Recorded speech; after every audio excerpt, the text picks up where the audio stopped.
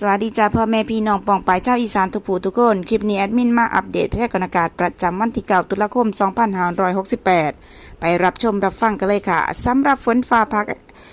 พยากรณ์อากาศลักษณะอากาศทั่วไปร่องมรสุมเลื่อนลงมาพาดผ่านภาคกลางภาคตะวันออกในขณะที่มรสุมตะวันตกเฉียงใต้พัดปกคลุมทะเลอันดามันภาคใต้และอ่าวไทยลักษณะเช่นนี้ก็สิส่งผลให้ภาคอีสานจะมีเมฆเป็นบางส่วนจะมีฝนฟ้าคะนองประมาณ30%ของพื้นที่เน้นชัยภูมิขอนแก่นและก็มหาสารคาม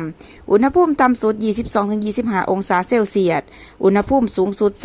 32-34 องศาเซลเซียสลมตะวันออกเฉียงใต้ความเร็วลมอยู่ที่ 10-20 กิโลเมตรต่อชั่วโมงเฮามาอัปเดตในส่วนของเรดาร์ฝนกันเลยจ้ะ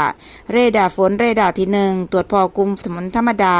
กำลังอ่อนถึงปานกลางปกคลุมพื้นที่อำเภอด่านทรายอำเภอผู้เรืออำเภอผู้หลวงอำเภอวังสะพุงจังหวัดเลยมาเช็คในส่วนของเรดาร์ที่2จ้ะสำหรับเรดาร์ที่2ตรวจพบกลุ่มฝนอ่อนอยู่ในเขตอำเภอโขงเจียมจังหวัดอุบลราชธานีจ้ะสำหรับคลิปนี้แอดมินขอตัวลาไปแล้วพบกันใหม่คลิปหน้าสวัสดีค่ะ